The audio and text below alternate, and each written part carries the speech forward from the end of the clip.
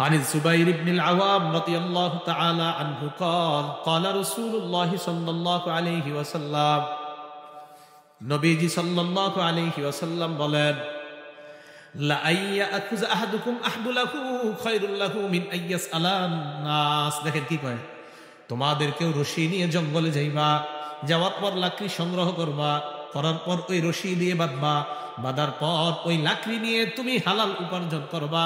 আমি নবী অন্য কোনো মানুষের কাছে হাত পাতার চাইতে তোমার এই পেশাটাকে ঘোষণা শ্রেষ্ঠ বলে ঘোষণা করলাম। কারো কাছে চাওয়ার চাইতে তুমি জঙ্গলে গিয়ে লাকড়ি আনলা, রশি দিয়ে বাঁধলা, এটা নিয়ে বিক্রি করলা, এই উপার্জিত তোমার এই উপার্জিত যে ইনকামটা, এটা দিয়ে তুমি হালাল খাদ্য খাইলা। আমি নবী তোমাকে বলে দিচ্ছি, মানুষের কাছে চাওয়ার চাইতে এই রশি দিয়া লাকড়ি বেঁধে বিক্রি করে হালাল খাদ্য খাওয়া, এটা ভিক্ষা করার চাইতে অনেক বেশি উত্তম কাজ আমি নবী ঘোষণা দিলাম। তাহলে নিজের উপার্জিত হালাল খাদ্য খাবো তো আমরা ইনশাআল্লাহ। নিজের হালাল উপার্জিত অর্থ দিয়ে যেন আমরা হালাল খাদ্য পেটে ঢুকাইতে পারি, আল্লাহ তৌফিক দান করুন। একটা কিতাব আছে ইমাম বুখারীর, নাম আল আদাবুল মুফরাদ। এই কিতাবের 299 নাম্বার হাদিসের বর্ণনা। মনোযোগ দিয়ে শোনেন। আগে আমার সাথে একটা বাংলা বলেন। বলেন, ভালো মানুষের জন্য ভালো সম্পদ কতই না উত্তম। আবার বলেন, ভালো মানুষের জন্য ভালো সম্পদ কতই না উত্তম। এবার হাদিস শোনেন। আল আদাবুল মুফরাদ কিতাবের নাম, এটা ইমাম বুখারীর লেখা, 299 নাম্বার হাদিস। আমর ইবনুল আস রাদিয়াল্লাহু তাআলা নবীজির একজন সাহাবী, তিনি বলেন, বাআসা ইলাইয়া নবী সাল্লাল্লাহু আলাইহি ওয়াসাল্লাম, নবীজি আমার কাছে একজনকে পাঠিয়েছেন। ফাআমারানি আন আ'খুযা আলাইয়া সিয়াবি ওয়া সিলাহি সুম্মা আতিহি, আমাকে নবী আদেশ করেছেন আমি যেন যুদ্ধের পোশাক পরি, অস্ত্রে শস্ত্রে সজ্জিত হয়ে আমি যেন আল্লাহ নবীর কাছে যাই। সাহাবী আমর বলেন, আমি যুদ্ধের পোশাক পরলাম, অস্ত্রে শস্ত্রে সজ্জিত হয়ে আতাইতুহু ওয়া হুয়া ইয়াতাওয়াদ্দা, আল্লাহ নবীর কাছে গেলাম। যাওয়ার পর দেখলাম আল্লাহ নবী ওযু করে।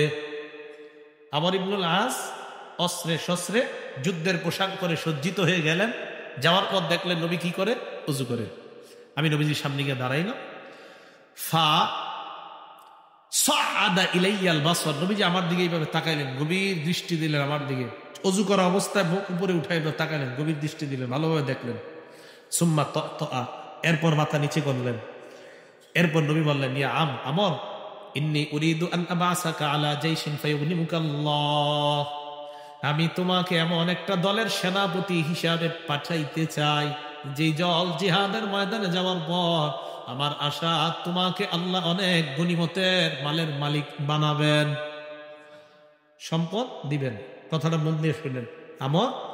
আমি চাই তোমাকে এমন একটা দলের সেনাপতি করে পাঠাইতে, যেই দলের সেনাপতি হিসাবে তুমি যাওয়ার পর ফায়ুগনিমুকাল্লাহ, আল্লাহ তোমাকে প্রচুর সম্পদের মালিক বানাবেন। তো হযরত আমর যখন এটা শুনলেন, তারপর নবী বললেন, ওয়া ইন্নী আরগাবু লাকা মিনাল মালি সালিহা, আমি চাই তোমার যেন কিছু ভালো সম্পদ অর্জন হয়। সুবহানাল্লাহ, আমার আশা তুমি কিছু ভালো সম্পদের মালিক হও। সাহাবী আমার এই কথা শোনার পর বললেন, ইয়া রাসূলুল্লাহ, মা আসলামতু রাগবাতান ফিল মাল, আমি সম্পদের লোভে মুসলমান হই নাই।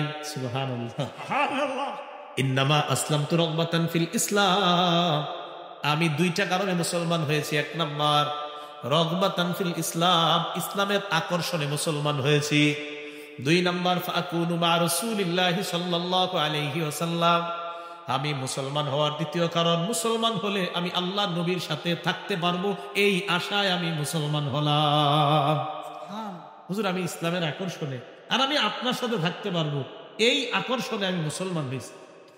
নবীজি সাল্লাল্লাহু আলাইহি সাল্লাম বললেন, শোনো মিয়া, নি'মাল মালুস সালিহু লিল মারইস সালিহ, এই যে কি করে দেখেন, নি'মাল মালুস সালিহু লিল মারইস সালিহ, ভালো মানুষের জন্য ভালো সম্পদ কতই না উত্তম। সুবহানাল্লাহ, ভালো মানুষের জন্য ভালো সম্পদ কতই না উত্তম। তুমি একজন ভালো মানুষ, তাই আমি নবী তোমার জন্য ভালো মাল কামনা করলাম। এই জন্য আল্লাহর কাছে ভালো সম্পদ চাবেন। তিরমিজি শরীফের 2361 নাম্বার হাদিসের বর্ণনা, ক্বালা রাসূলুল্লাহ সাল্লাল্লাহু আলাইহি ওয়াসাল্লাম, নবীজি আল্লাহর কাছে দোয়া করতেন, আল্লাহুম্মা জাআল রিজকা আলি মুহাম্মাদিন কুতা। আল্লাহ, আপনি মুহাম্মদ সাল্লাল্লাহু আলাইহি ওয়াসাল্লামের পরিবারের জন্য যতটুকু খাবার হলে দরকার ততটুকু পরিমিত হালাল খাদ্যের ব্যবস্থা করে দেন। নবীজি আল্লাহর কাছে দোয়া করতেন।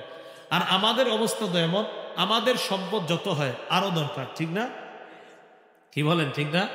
হ্যাঁ, আসলে ঠিক বলেন, আসলে কি ঠিক? হ্যাঁ, এটা সত্যি কথা। বুখারী শরীফের 6438 নম্বর হাদিসের বর্ণনা, ক্বালা রাসূলুল্লাহ সাল্লাল্লাহু আলাইহি ওয়াসাল্লাম, নবীজি বলেন, লাউ আন্না ইবনা আদমা উতিয়া ওয়াদিয়ান মালআম মিন যাহাব।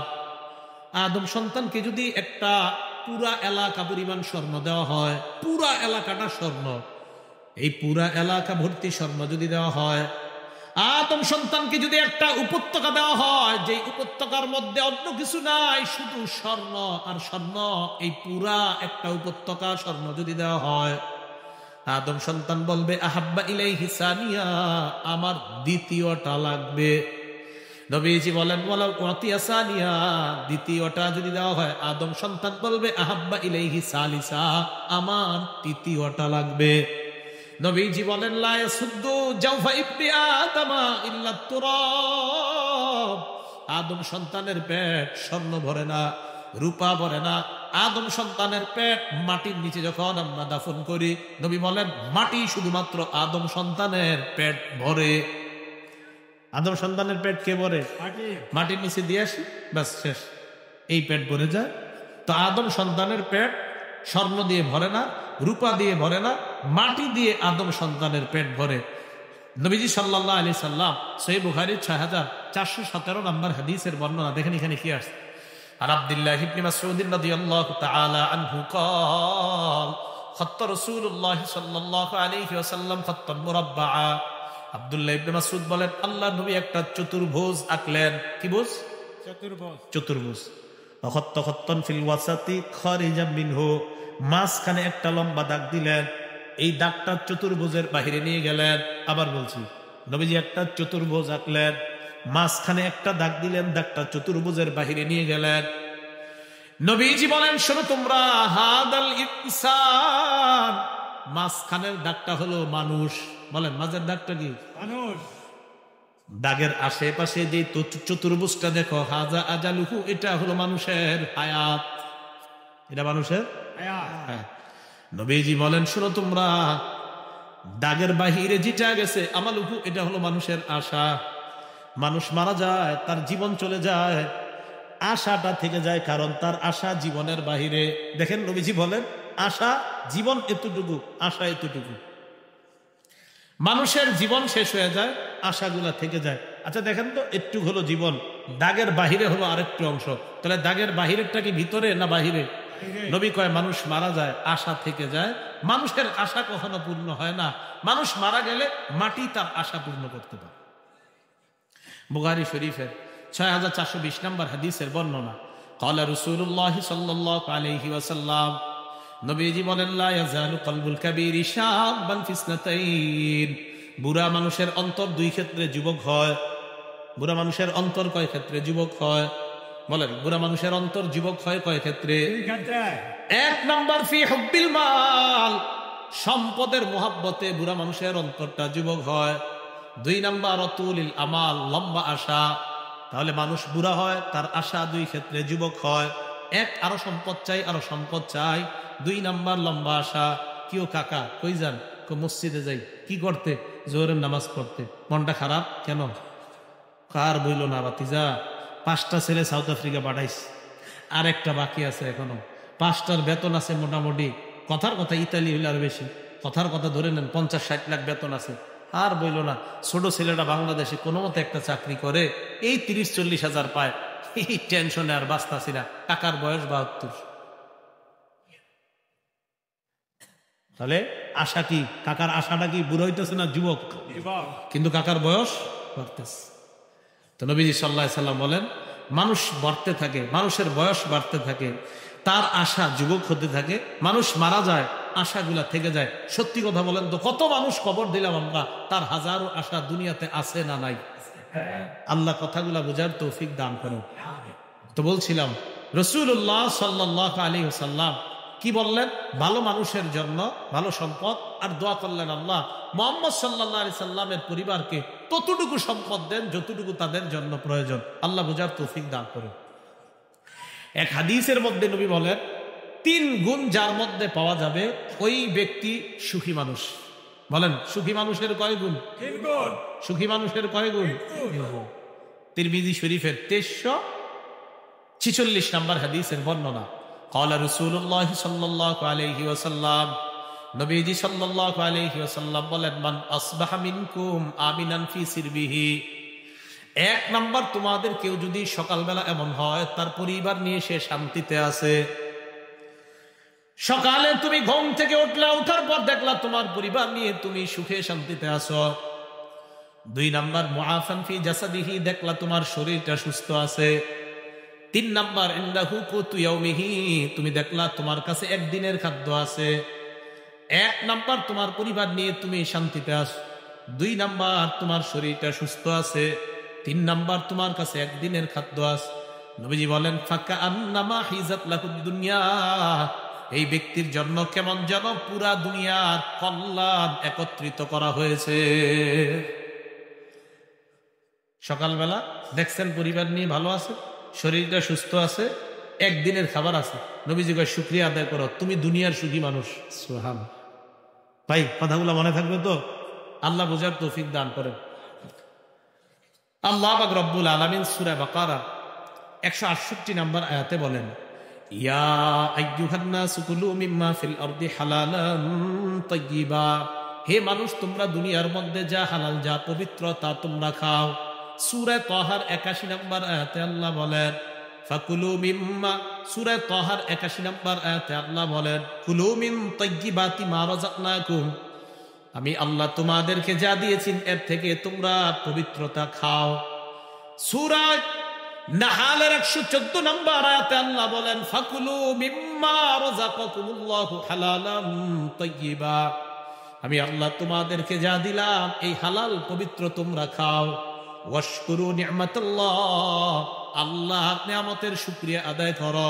বলেন আমার সাথে, হালাল খাবো, শুকরিয়া আদায় করব। তাহলে আমাদের কাজ হালাল খাওয়া, আলহামদুলিল্লাহ বলা, হালাল খাওয়া, আলহামদুলিল্লাহ বলা। হারাম থেকে বেঁচে থাকার তৌফিক দান করেন।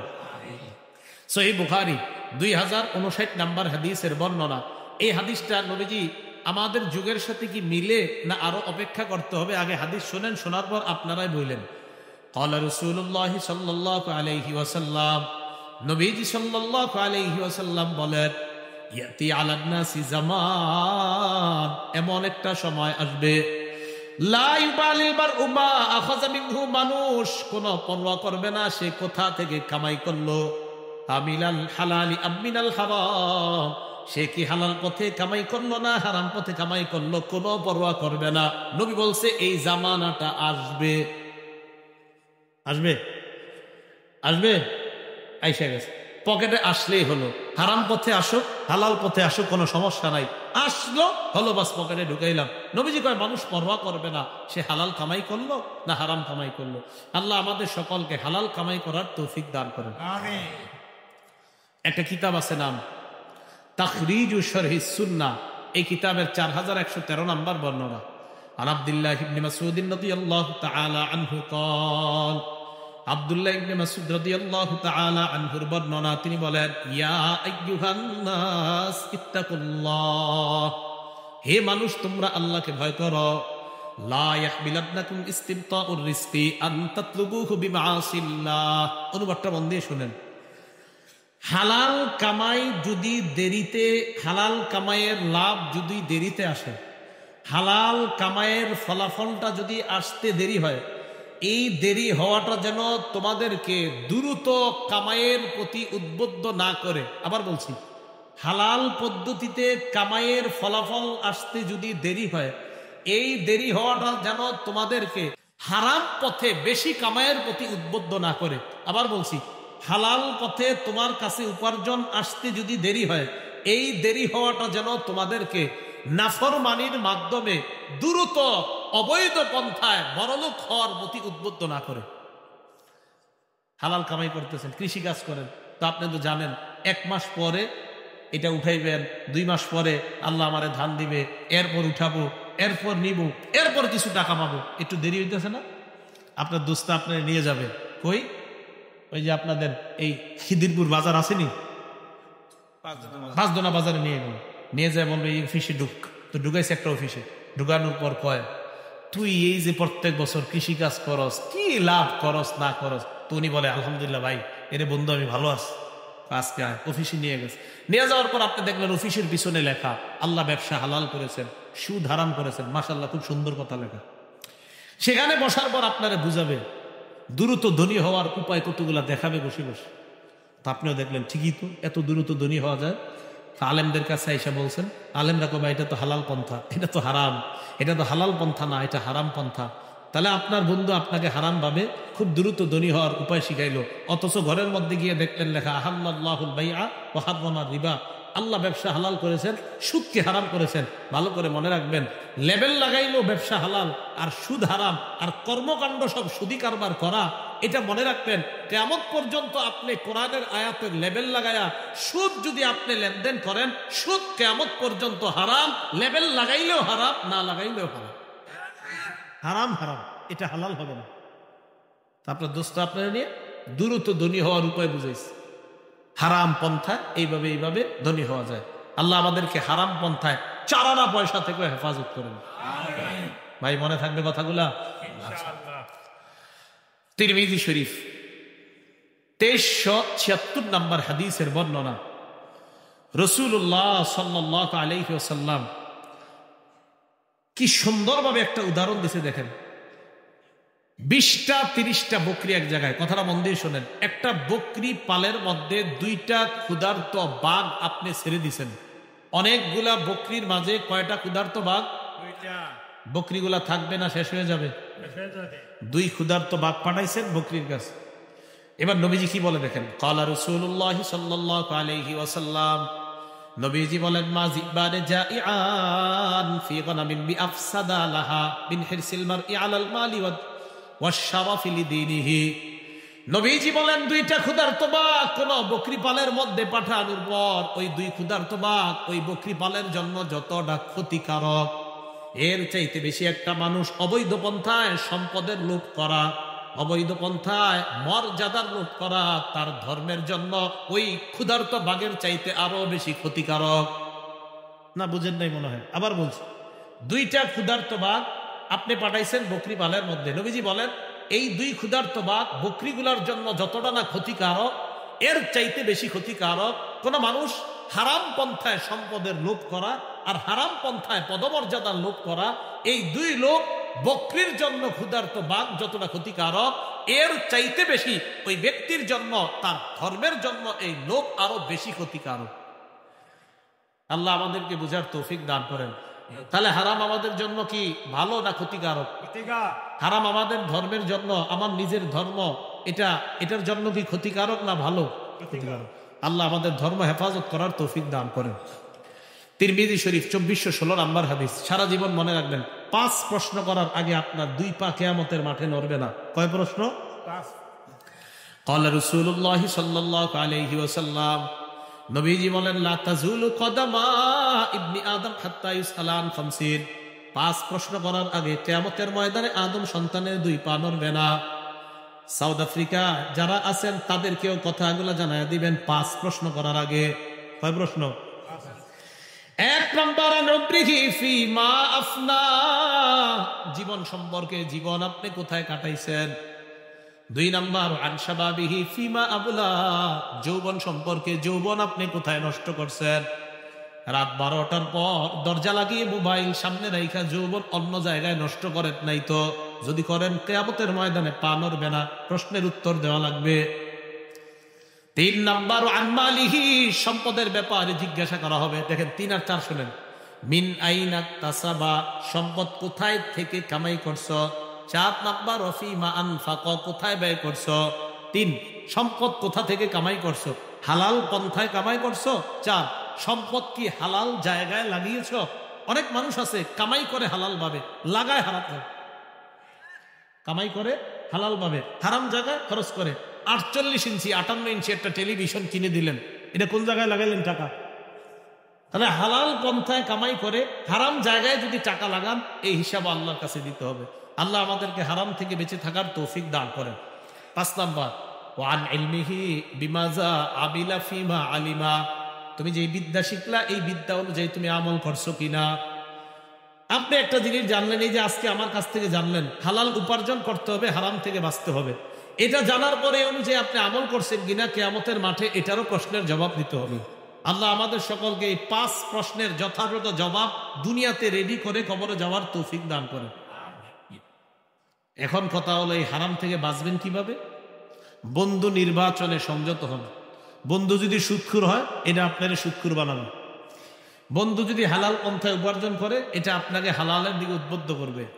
তিরমিজি শরীফ 2378 নম্বর হাদিস, ক্বালা রাসূলুল্লাহ সাল্লাল্লাহু আলাইহি ওয়াসাল্লাম, নবীজি বলেন, আর রাজুল আলা দীনি খলিলিহি, মানুষ তার বন্ধুর রীতিনীতির অনুসারী হয়, মানুষ তার বন্ধুর রীতিনীতির অনুসারী হয়।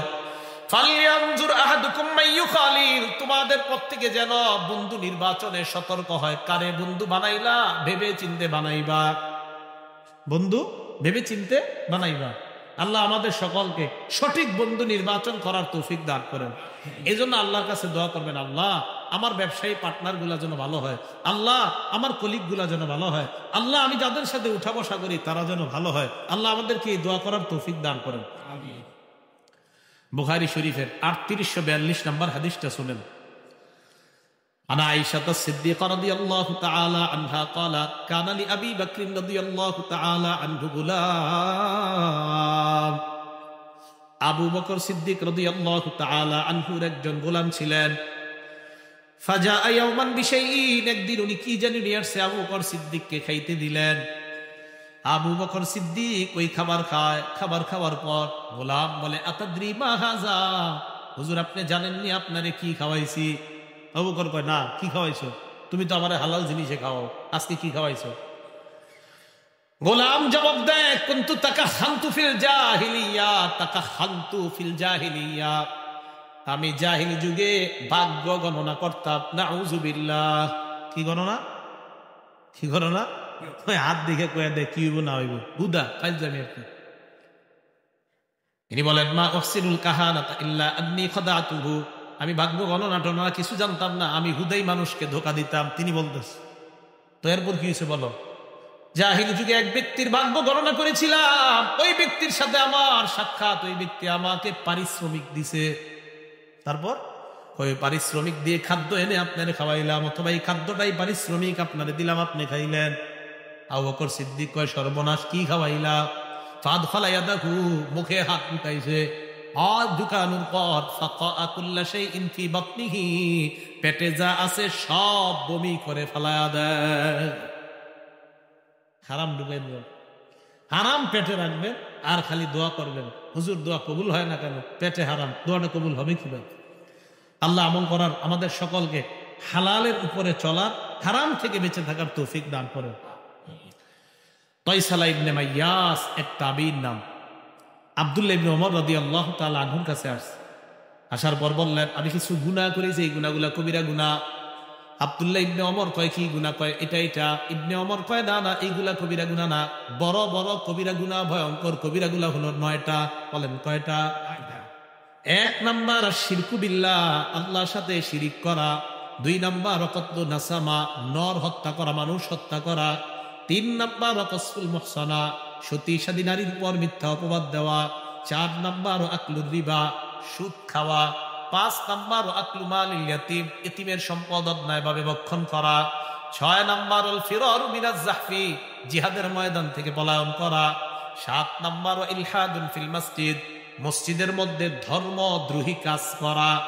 8 নাম্বার আল্লাযী ইস্তাসকিরু, ধর্ম নিয়ে উপহাস করা। 9 নাম্বার বুকাউল ওয়ালিদাইনি মিনাল উকুক, নাফরমানি আর খারাপ আচরণের মাধ্যমে মা বাবার চোখের পানি বের করা। খারাপ আচরণ দিয়া মা বাবা যদি কান্না করে, হইছে কাম, ভয়ঙ্কর অপরাধ করে ফেলছে। তাহলে এই 9টা অপরাধ ভয়ঙ্কর ভয়ঙ্কর অপরাধ। এর মধ্যে একটা সুদ খাওয়া। বলেন কি খাওয়া? সুদ খাওয়া। হারাম খাদ্যের মধ্যে ভয়ঙ্কর একটা খাদ্য সুদ। বলেন কি? সুদ। এই সুদ নামক খাদ্য, এটাকে ঢুকানো যাবে না পেটে। কোরআনে আল্লাহ পাক রব্বুল আলামিন বলেছেন তোমরা সুদি কারবার ছেড়ে দাও। সুদ খাওয়া হারাম। বলেন সুদ খাওয়া হারাম। এই সুদ এটা খাওয়া যাবে না। রাসূল সাল্লাল্লাহু আলাইহি সাল্লাম বলেন ইযা যাহারা যিনা ওয়া রিবা ফি ক্বরিয়া, কোন এলাকায় যদি সুদের কারবার আর জিনার কারবার বেড়ে যায়, ক্বাদ আহাল্লু বিআনফুসিহিম আযাবাল্লাহ, ওই এলাকার মানুষগুলা ওই এলাকার জন্য আল্লাহর আযাবকে বৈধ করে নেয়। আল্লাহর আযাবকে কি করে নেয়? বৈধ। তাহলে সুদ খাওয়া হালাল না হারাম? ঘুষ খাওয়া হালাল না হারাম? নবীজি সাল্লাল্লাহু আলাইহি সাল্লাম বলেন মা মিন কওমিন ইয়াজহারু ফীহিমুর রিবা ইল্লা উখিযু বিস-সানা, যে এলাকায় সুদের কারবার হবে তাদেরকে দুর্ভিক্ষ দ্বারা পাকড়াও করা হবে। ওয়া মা মিন কওমিন ইয়াজহারু ফীহিমুর রিশা ইল্লা উখিযু বির-রুবি, যে এলাকায় ঘুষের কারবার বাড়বে ওই এলাকার মানুষগুলা কাপুরুষ হয়ে যাবে। মুসনাদ আহমদ 17822 নম্বর হাদিস। আল্লাহ পাক রব্বুল আলামিন আমাদের সকলকে হালাল গুলা হালাল জেনে, হারাম গুলাকে হারাম জেনে হালালটা গ্রহণ করা, হারামটা বর্জন করার তৌফিক দান করেন। আমার সাথে বলেন, বলেন হালাল পথে, হালাল উপার্জনে, হালাল খাদ্য। তাহলে আমি বলি আপনারা বলবেন, বলেন তো আমরা হালাল কামাই করব কোন পথে? আমরা হালাল কামাই করব কোন পথে? হালাল দিয়ে হালাল খাদ্য খাবো। এবার দেখেন, হালাল খাবো হালাল উপার্জন দিয়ে হালাল পথে কামাই করে। তাহলে এখান থেকে আসেন, হালাল পথে হালাল উপার্জন কামাই করে হালাল খাদ্য খাবো। মনে থাকবে না? তাহলে বলেন হালাল পথে হালাল উপার্জন করে হালাল খাদ্য খাবো। যেই কোনো ধরনের হারাম থেকে বেঁচে থাকবো। আল্লাহ আমাদের সকলকে হালাল হারামের এই বিষয়টা যেভাবে বোঝানো দরকার ছিল, আমি অনেক চেষ্টা করছি বোঝানোর জন্য, পারছি কিনা জানি না। আল্লাহ যেন আমাদের সকলকে বিষয়গুলো গুরুত্ব সহকারে বুঝে আমাদের প্রত্যেকটা পোশাক বলেন, পানি বলেন, খাদ্য বলেন, এটা যেন হালাল হয়, একটু যেন হারাম মিশ্রিত না হয়। আল্লাহ সকলকে বোঝার তৌফিক দান করেন। সর্বশেষ কথা, একটা কিতাব আছে নাম সহিহুত তারগিব। এই কিতাবের 1730 নম্বর হাদিস। যদি হারাম খালি আপনার পেটে ঢুকে কি হবে? নবীজি বলছেন লা ইয়াদখুলুল জান্নাহ জাসাদুন গুজিয়া বিল হারাম, ওই শরীরটা জান্নাতে যাবে না যেই শরীরটা হারামে বড় হয়, হারামে লালিত পালিত হয়। আল্লাহ হেফাজত করেন। আমিন। ওয়া আখিরু দাওয়ানা আনিল হামদুলিল্লাহি রাব্বিল আলামিন।